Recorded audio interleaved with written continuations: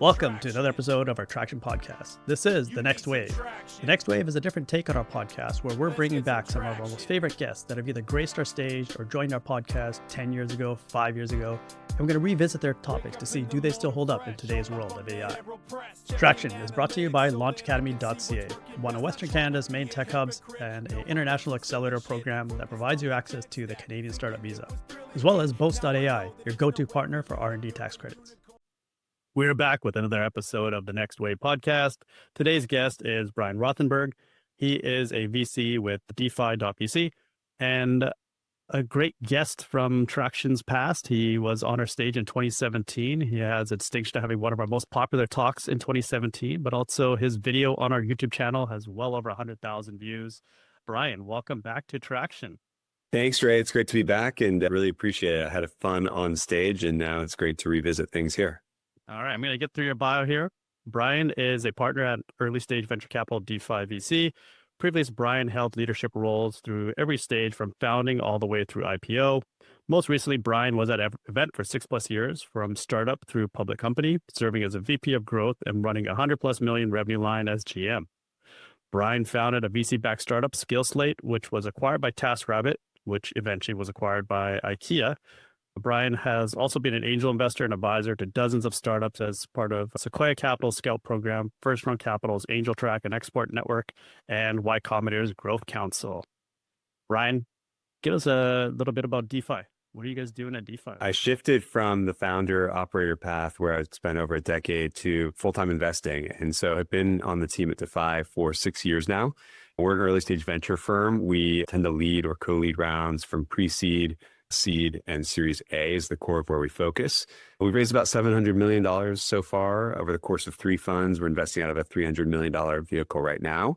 Really focus on a bunch of different areas. We're generalists by focus area, but each of us as partners have areas that we go deeper. I spend a lot of time in marketplaces, as you might expect, but also AI, vertical SaaS, enterprise. You name it, we do it. We tend to follow great founders and just look to back them as they're getting going. All of the partners here on our team have been former operators and or founders, and we have pretty deep venture roots as well. So that's a little bit about us. Let me know if you have any questions. You're based in the Bay Area. Okay, everybody's talking about that resurgence. Everybody's back in the Bay Area, and AI is obviously leading that charge. What are you seeing there locally? What's hot? What's got you excited? Yeah, it's really great. It's really returned from the COVID depths. I'm a Bay Area native, so I have a lot of love and passion for the Bay Area. It was tough seeing it go through the COVID downturn, and a lot of people were questioning, is it going to come back? How strong are the network effects actually? And what we've seen is, I'd say over the last 2 years, and specifically like in the last year, it has really resurged. Like we have a new San Francisco office. There's a ton of activity. Can't go for a walk around their office without bumping into 3 to 5 entrepreneurs and other investors that we know. So the density is really there and there's a lot of excitement. This wave of AI, like if you're a builder in AI, the Bay Area, I think is the best place to be. Just again, the density of talent, network, and opportunity that exists. So it's been amazing to see it come back to life and it really feels vibrant in a way that I haven't felt previous since the prior boom pre-COVID. Yeah, even I'm inclined to spend not just weeks, but months in the Bay Area because of just that density and the opportunity. And it's not just the big events, like there's small little meetups, little get-togethers, private dinners and things like that. There's just so many opportunities to connect with like-minded people. And one of the terms I heard is you're in an environment of velocity. You're with people that are pushing the envelope, moving really fast. And I don't think you get that without that density there. No, like I always tell this story. When I was a founder of my last company, I was with my co-founder and we were in a Starbucks, like regrouping after an investor meeting. And we were working through this really tough problem that we were having in the marketplace. And we're talking out loud about it. And the guy next to us in the Starbucks leans in and I'm a former YC founder. I had a marketplace company. We ran into that same problem. Here's how we thought about solving it. And it was like this click and it was totally serendipitous, right? What are the chances the guy next to us hears that and chimes in and helps us? But that speaks to the density and some of the magic that is San Francisco and the Bay Area. Yeah, there's no place like it. I literally travel around the world, visit startup communities around the world, and people are trying to replicate SF. But yeah, there's just something there that you just can't replicate. And I think a lot of it has to do with that density of people that are there. For sure. All right, we're going to jump into a conversation about marketplaces and what's evolved since 2017 when you first graced our stage. Format for Next Wave, we have clips from your talk that we're going to showcase, and you and I are just going to dive into it and see what's resonated, what was right, what was wrong, what's changed, and what the future holds. So let's cue our first clip. Frequently, a novel approach or some kind of hack can help to roll up the supply side. So this is a startup that I founded in the local services space. And what we did at the time, this was about 2009, we crawled the web classifieds listings. So a lot of independent service professionals didn't have a website yet. They weren't on Yelp. They didn't have their own website, but they were posting frequently to Craigslist and other temporary classified sites. We'd crawl the web. We'd use technology to structure the data and categorize them by vertical. And then we use Amazon Mechanical Turk to help to answer questions like what area do they work in and how much do they charge per hour and what are their specialties. And we built their first websites, published them to the web, and invited them to claim to augment their information. It was a highly effective way to start to roll up the supply side, but it hadn't been done before. All right, first off, Brian, you got that Paul Rudd magic going on. You looked exactly the same as you do now. It's a big compliment. I appreciate it now in my 40s. Thank you. And so in that video, you're talking about web crawlers, Mechanical Turk as tools to build up the supply side of a marketplace. So when you're launching a marketplace, there's the demand side, people that want to use the products or services, and then the supply side, people that are providing that. And this was a hack to build up the supply side because it's chicken and egg. If you don't have people providing services or products, nobody wants to come to that site. So you got to game it somehow. How has that evolved? Are people still using Mechanical Turk? Are there new solutions? Like I myself am building an AI marketplace and we're using AI generated data to build up some content, but also synthetic data to test and validate. What are some of the new hacks and tools? Or is it still right back to web crawlers and the Mechanical Turk? Yeah, so I feel like that clip dates me a little bit. Like at the time we were doing it, it felt pretty cutting edge. Not many people were using Mechanical Turk, and it was a creative solution that we thought at the time. Obviously, that was pre-generative AI, like taking data from the web, generating profiles for service providers on their behalf that they could claim, using other humans to do micro tasks to complete those profiles. Novel at the time, but now all that can be done with AI. And web crawling is very prominent still. A lot of AI related companies are crawling the web to get data. I think there will be a lot of implications and probably some tightening down there over time. But generative AI, I think, unlocks a lot of creative hacks. You can do effectively the same strategy that we did back then, but using generative AI at a much lower cost and probably a much higher quality and consistency. I think it's a great time to be an entrepreneur. I still think finding a novel hack in a marketplace to either grow supply or demand side. You mentioned earlier, you have to have products on the shelves.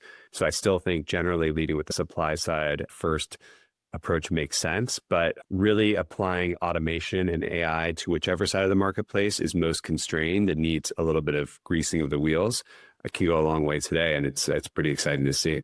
And in that video, you touched on a tactic of putting a person's profile or putting a company up on your site prior to them, not them doing it themselves, but you're taking the initiative, putting it up there and then say, hey, look, you're on our site. People want to use your product. Come and claim our page.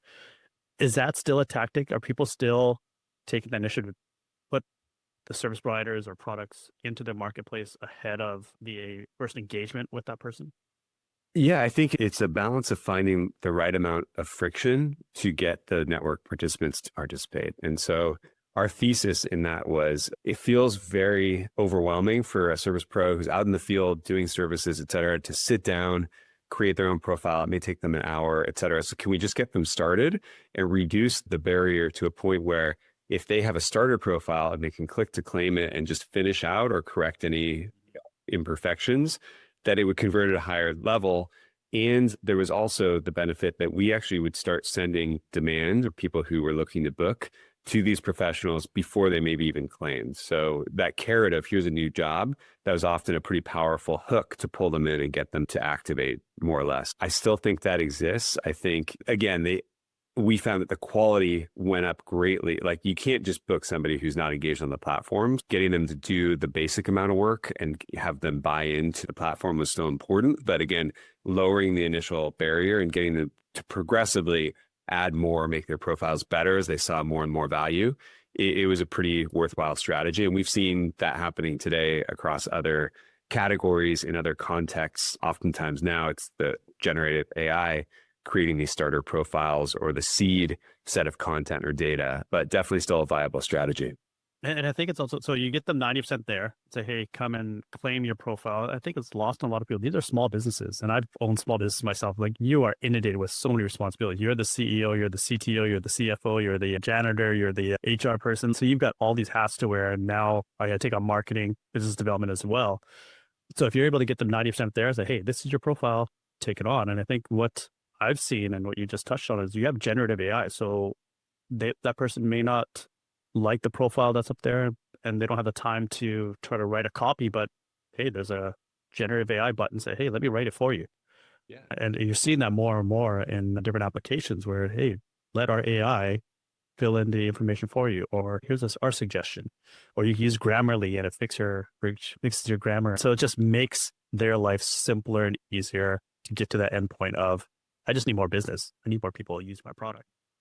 For sure. And I think as technologists, we may think, oh, generative AI, it's out there, it's accessible, but maybe for small businesses that haven't played around with it yet, making it more consumable, easier to use in their context, like by starting them out.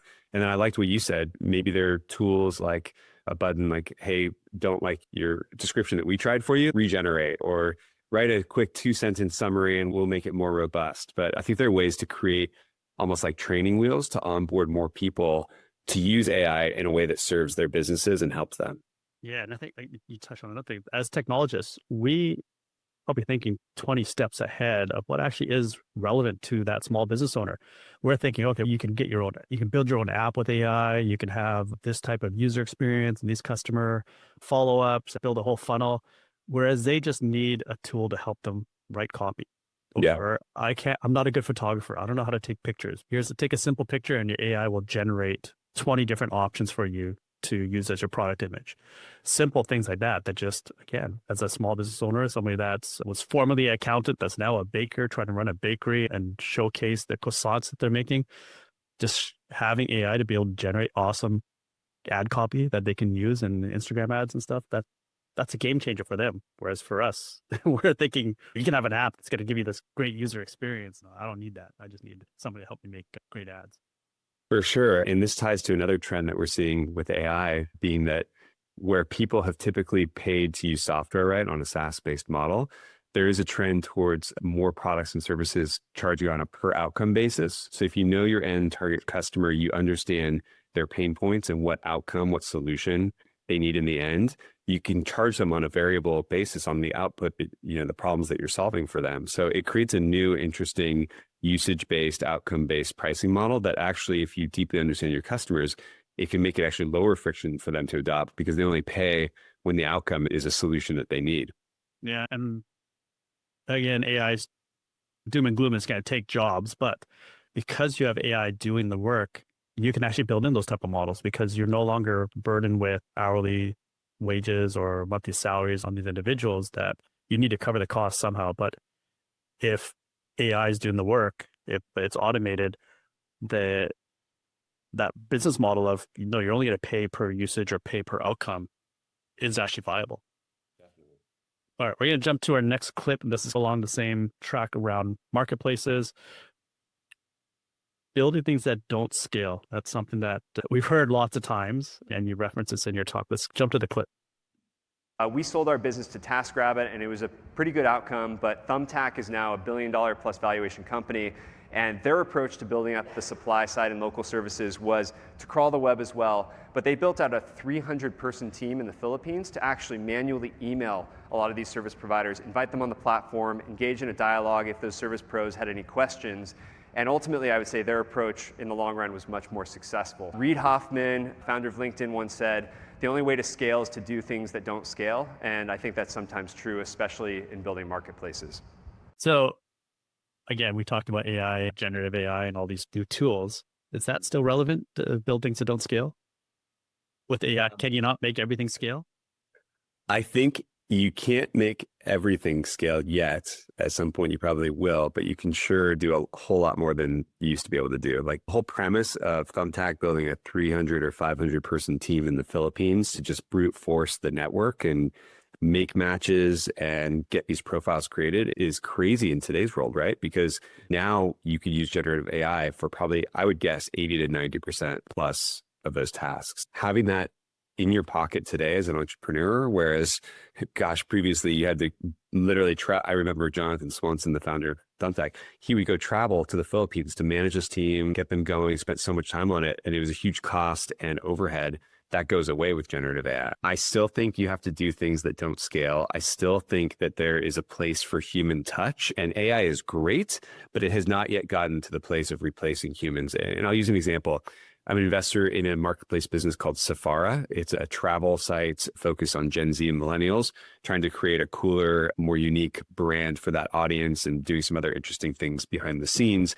But a key part of their value prop is they are really tastemakers and in the know. So they curate local hotels to stay at, things to do in local areas. And now AI can enhance a lot of that process, but it is still humans in the loop, humans doing it who know that, and that provides a better experience to end customers. So again, it's like you have to brute force things and apply a human centric angle, because humans that are the end consumers really want that. It can't be all AI, but AI can really unlock a lot of things that didn't exist before or cost a tremendous amount more to do. Yeah, so again, 300 person team might drop down to 30, but those 30 are each using AI agents and they're getting 10x the work out of it. But you still need a human on the receiving end of the outputs of the AI to determine, is this right? Is it accurate? Is this relevant to the instance or the current situation I have to apply that output? That's right. I view AI as an accelerant today versus a replacement. Over time, I think it will be able to do a lot more. But again, it's like fuel on the fire, and humans have to control where to best apply that fire, all the rationale and logic, but definitely a big accelerant. Okay. The next clip is still in reference to marketplaces, but it's the marketing around the marketplaces and how to leverage upvotes and positive sentiment to get traction and word of mouth as opposed to doing paid advertisements. So let's jump to the clip and we're going to dive into how that's relevant today. Another tactic in marketplaces that I love is getting your customers, which is typically the supply side, to promote your brand, which can be worth more than 1,000 marketing campaigns. I'm sure many of you have seen these, the famous Yelp stickers about people love us on Yelp, Instacart's branded grocery bags, TaskRabbit's logoed shirts, etc. This is great offline evangelism of a brand, and if you can build that into how the service works, even better. There are also online examples. So here you have Eventbrite's ticket widget embedded in third-party sites. You have OpenTable's reservation widget embedded in others. If you can use vanity, like the Thumbtack examples here, saying, hey, I'm a top service professional, that vanity can go a long way in getting people to evangelize your brand, which again is extremely powerful. So today, probably the most relatable score or evaluation that people can put themselves in is the Uber rating. What's your Uber rating? Or did you give that person 5 stars? And that's, again, TaskRabbit was one of the go-to platforms for services, and you'd want to find a service provider that's got the most number of stars and votes. Is that model going away with the AI agents? Are you going to still upvote AI agents? I think that one of the key functions of a marketplace is to provide trust, and part of that is a quality filter. And so I think the Web 1 and Web 2 methodology for quality was oftentimes ratings and reviews and scores. And I think that will probably persist, but I wonder if it maybe is less important going forward. So again, we talked about earlier, a lot of AI solutions can be outcome-based and solution-based. So it may be more of a system of, did the AI agent actually get the job done on behalf of the customer? And there may be ways to quantitatively or objectively measure that. 2, maybe the rating system evolves. It's not 5 stars. It's a thumbs up, thumbs down. Yes or no, did it happen? I think that there is probably a place for human feedback, again, especially as these agents are trained and work to improve. But I think it will likely evolve, and probably going to see a lot less of the 5-star and a lot more of just a more quantitative measure. But I think marketplaces, and it's probably different for each marketplace. Like what works in one context maybe doesn't work in the next. So it'll be up to the marketplace founders to figure out what is right in my situation and how does it evolve in an AI world. Yeah, a loaded question for me because I'm building an AI agent marketplace myself, and we're going to stick with the thumbs up, thumbs down. Was this agent helpful for you? Yes or no, as opposed to getting too deep into 5 stars or not. Just keep it very simple. But That's cool. I didn't know that. That's great. still in the works. It's not out yet. But one of the challenges that you're going to have is we're going to talk about authenticity. And there's 2 angles to this. So one of the challenges I see in terms of service providers are people are naturally going to become aware that, or that's not really a real picture that you're using of your croissant from your bakery. It's AI generated, or it might be your croissant, but the background, everything's AI generated, or the copy is AI generated. Is that profile still authentic? Are people going to double guess whether or not to use that because obviously it's not your own work. It was done by AI. Yeah, I think this relates a little bit to my time at Eventbrite, but human connection is so core to who we are as people and human beings. And I think in a world where a lot of that humanity is being farmed out to AI agents now, real people will crave a human connection and reality and authenticity, as you said. So I do think there's probably going to be a backlash. If people can tell, or if people suspect that this is all AI generated, it's just not going to feel as real. And so there might be opportunities for marketplaces or other businesses to take a counter approach of, we're just not going to use that. We're going to take raw photos. If it's rough around the edges, that's fine, but it's more human, it's more real. And I think people, at least a large subset, will gravitate towards that. So it's probably an opportunity to differentiate and stand out, as opposed to going with the masses that may adopt an AI only approach. But do you think it's not going to be like a default perception now by the general public? Oh, everything's AI. All those profiles are AI. So actually, a perfect example is OpenAI just released previously in the past month their video or their image generating capabilities, and everybody is creating these Ghibli memes. Yeah. But true anime fans know that the original artist, the founder of Ghibli, took immense pride that none of his artwork was generated by technology. It was all hand drawn. And so it's like a kick in the teeth for him to see all these Ghibli knockoffs when he took so much pride in doing everything by hand, and all of his artists doing all their animation by hand. And are people going to have that perception of everything's AI, everything's generated, and the people that are trying to be authentic, are they going to be the losers in this? It's a really profound question, and one that I don't know the exact answer to, but I do think it raises the question of what is real and what's not. And I've been looking for a solution from an investment lens around, are there solutions that can help to provide a watermark or authenticity, or even trace like the origins of an image? Where did it come from? Who's taking accountability for it? Because I think, one, deepfakes are going to be a huge problem, right? Is this real or not? You can just think through all the implications on the world stage. 2, again, is everything just fake? And what world am I in? That feels very disorienting to humanity, right? Like we're so trained over thousands and thousands of years on what is real and what is not. And when you don't know, that feels really existential and scary. Again, looking for solutions of how we combat this. I think there will be great entrepreneurs that find the solution here, but it's a big rhetorical question. And I'm curious if you have a point of view, like, how do you think that's going to play out?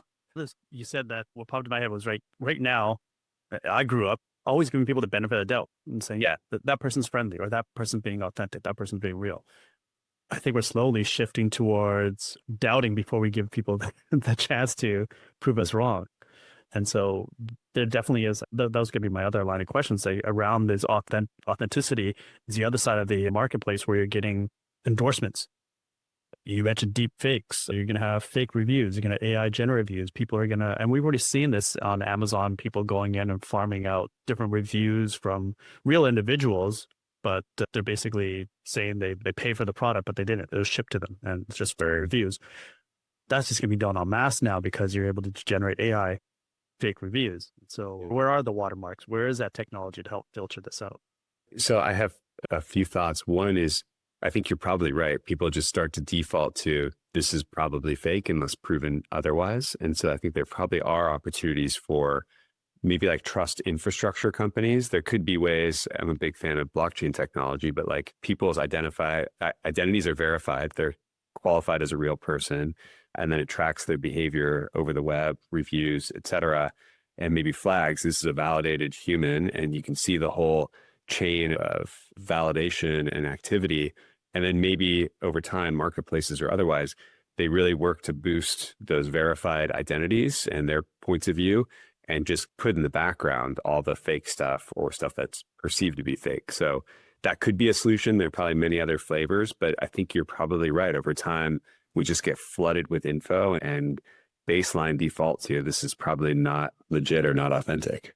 So does the responsibility fall on the LLMs, the OpenAIs, the Groks, or is it, no, it's a free market. People can create what they want, and there's an opportunity to fill that gap for entrepreneurs to come in and build those cybersecurity solutions or verification tools?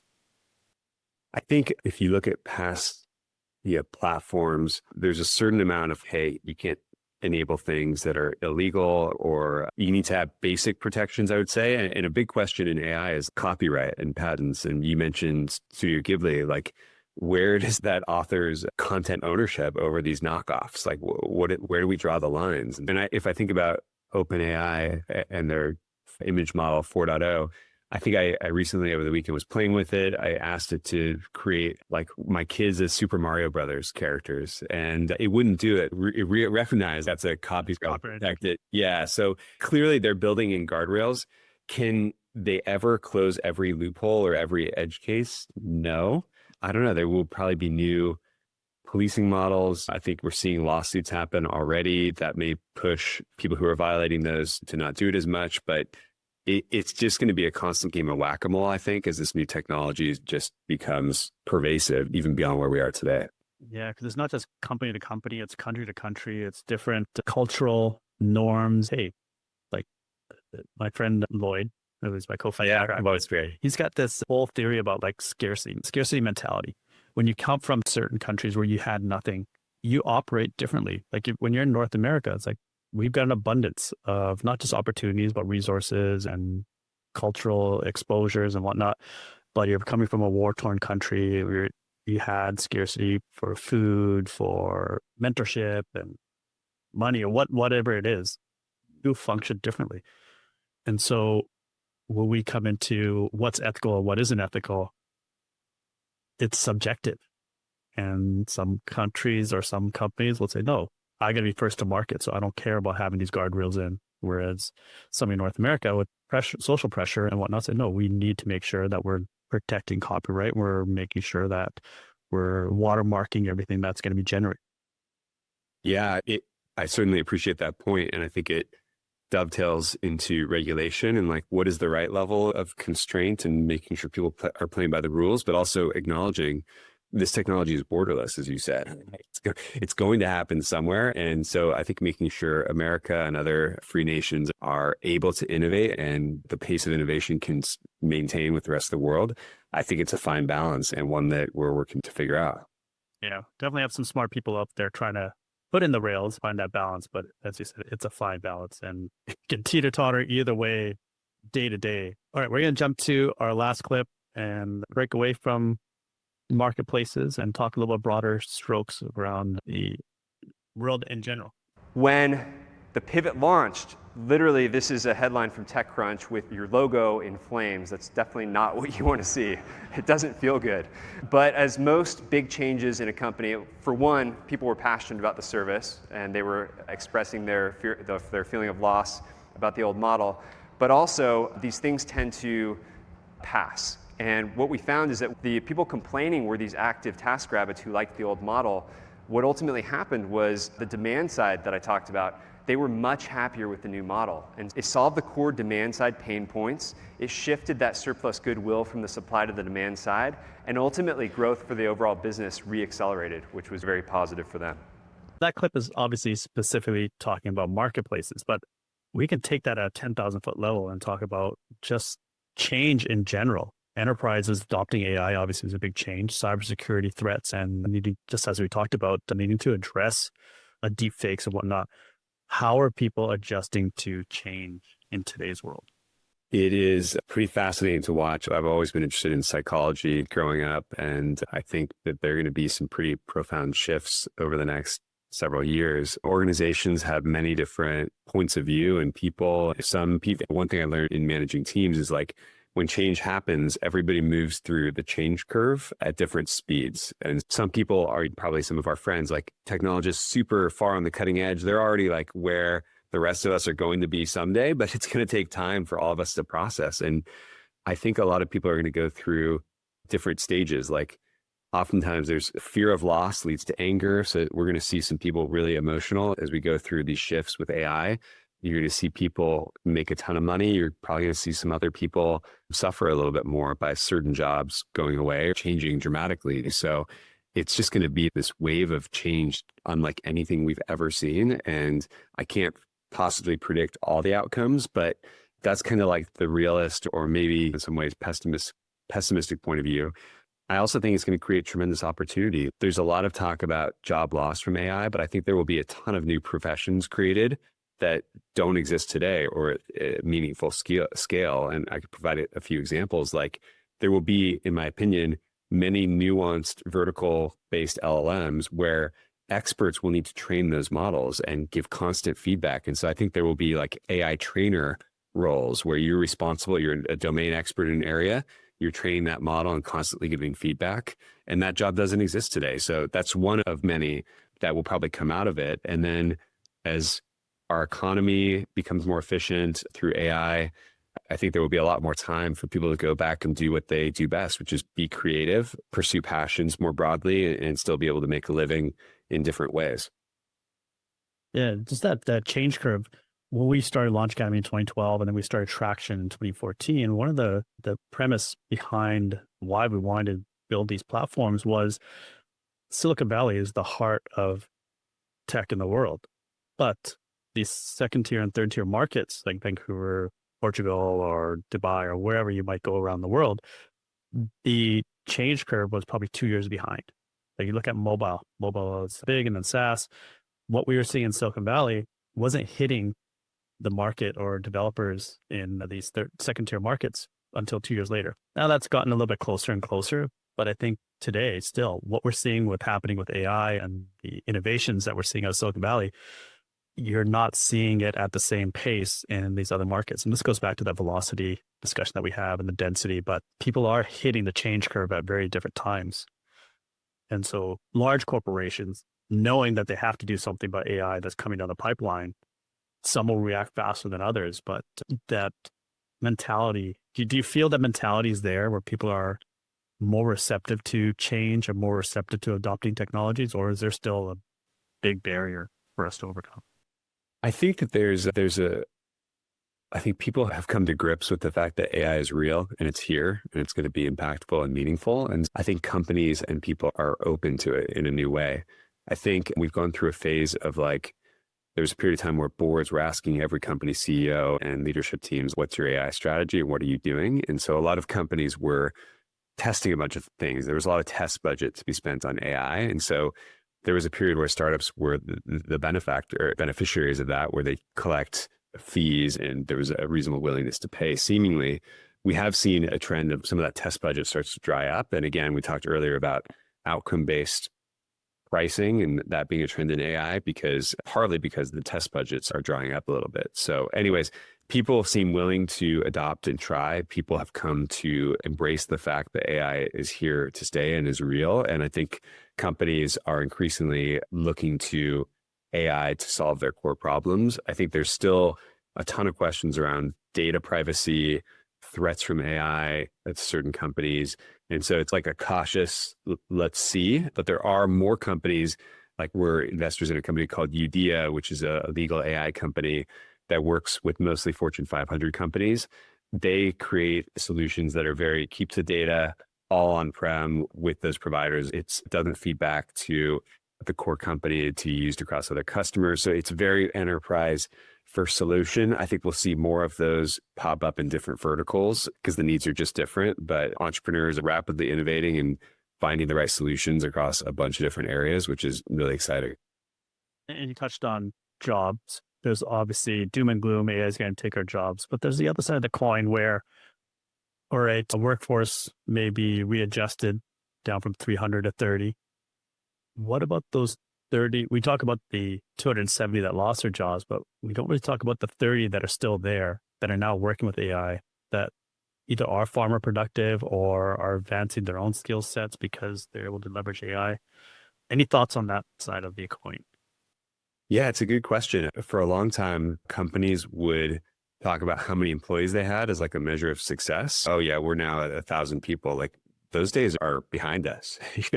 It is really about efficiency. And so as teams, if maybe a company that was at a scale where 10 years ago, they would have been 300 people, it's to your point, 30, that's just a different way of working. And in some ways, there are probably pros around that, right? It's just more efficient. I found typically as companies get bigger and bigger, there's an increasing communication challenge. And how do you keep people moving in lockstep? I think that's a lot easier to do at a 30-person company. But there are probably downsides too. There's something really fun about being in an all hands with 300 people and like the energy. And does that exist? Or is it just different at a 30-person level? Also, diversity of thought. If it's 30 people who have very similar ways of thinking, maybe that's worse than having 300 with some varying outlier points of view. Because sometimes those outlier points of view lead to the aha on how we're going to fix this big company problem. I don't know. I think it's probably going to be a series of some things are better, some things are worse, and just having to, again, fight through that messy middle and figure it out. I think, as I said, there's two sides. Like groupthink in a 30-person team could be a good thing, or it could be a bad thing because you're not getting those international perspectives of people that have covered different backgrounds to help you go as a global business. Yeah, groupthink can also be called alignment, right? Oh, we're all aligned. No, it's actually like we're in our own echo chamber. So I don't know. We'll see how that plays out. And one of the metrics that startups are measured against is our average revenue, average recurring revenue. But is there a new metric coming out that's taken more seriously as average revenue per employee? Yes, we're seeing that more and more. I'm working on a new investment right now where that was average revenue per employee was a key chart in their pitch deck because it was really impressive. I think there will be more companies that as the costs of AI go down, people can create a prototype and prove that there is some semblance of product market fit early without raising money or raising very little, start to get into some revenue. And then we're seeing now, I believe there will be more Series A, seed or Series A rounds. It's kind of, instead of bootstrapping, it's venture strapping. Like they raise one round and then scale up the team to the level that they need, but then pay for more growth of headcount if they need it through revenues that come in the door. So I think there's going to be a trend of one, maybe two financing rounds early, and then a lot of self-financed growth. I think growth stage capital will be there still, but companies will probably be able to control their own destinies much greater than they have been in the past. And it's going to be interesting to see how the financing world adjusts to what I think is going to happen with company creation and scaling. And then the other side of that coin is man hours saved. And so one of the things that we're using at OpenSport, my company, is we have a calculator and you put in how many coaches do you have that are collecting data on a daily basis? How many hours are they spending collecting that data? Then how many hours are they spending deriving insights from that data of training regimens or new training routines or injury prevention or whatnot? Data being collected, data being analyzed. And say you have 5 people, 10 hours a week, 2 hours per day collecting, and then 1 hour a week analyzing for results times the hourly rate of that person. You are now saving 5,000 hours, or I can't do the math right now, but 10,000 hours annually.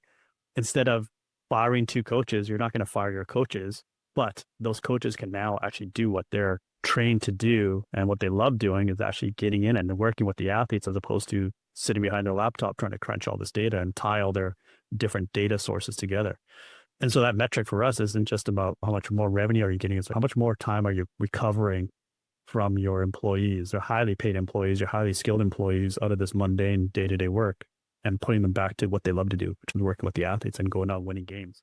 Yeah, I love that concept of leverage. Give people leverage to do what they do best and where they're most impactful and take away the things that aren't. I think that's a great example. I think also the notion of ARR in a SaaS context of paying per number of seat licenses and you agree to a 1 year, 2 year, 3 year deal, that's declining over time. I think many more companies are charging, again, based on outcomes or solution. It's not as much on a per seat basis. It's more on what value are you delivering, and they take a fair amount on that. And company ARR is now being called as annualized revenue run rate based on the number of transactions that are happening. And entrepreneurs are experimenting with different pricing models where you maybe buy a certain number of credits or outcomes up front to give some predictability to the business. But the days of, hey, we're just going to pay per license software, I think we've peaked and it's going down. Yeah. Usage-based pricing and outcome-based pricing are probably going to be the norm. Then do you see that 2 years, 5 years? Like, how far are we? It's happening now. I think over the next 2 years, it's going to really take off even further. And over time, I think it's the vast majority, like 80% plus, 90% plus. No. Brian, this has been a fascinating conversation. I think I've learned so much in the last 30, 40 minutes here.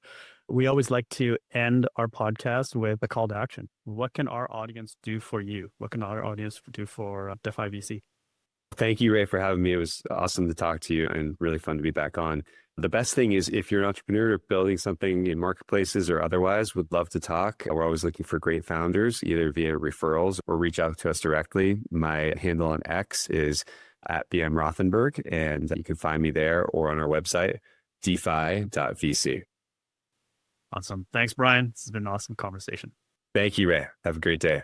Thank you for tuning into this episode of the Next Wave podcast by Traction. If you enjoyed our show, please subscribe to our YouTube channel at youtube.com/@startuptraction and give us a 5-star review on Apple Podcast and Spotify.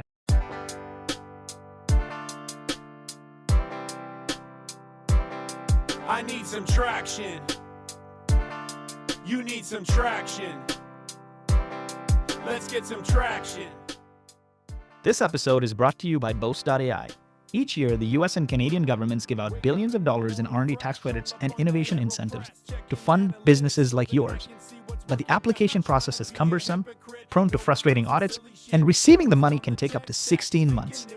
Boast.ai gets you access to research and development tax credits and innovation funding opportunities without the headache and red tape. Join thousands of North American companies leveraging Boast.ai software to maximize cashback. Check out www.boast.ai. This episode is brought to you by Launch Academy. Launch Academy is Western Canada's main tech hub with over 6,000 entrepreneurs being incubated from over 100 different countries. Our companies have raised over $2.5 billion in funding and they come from a variety of different backgrounds from blockchain, AI, cybersecurity, quantum computing, agtech, fintech, health tech, you name it. If you're interested in learning more, check us out at launchacademy.ca.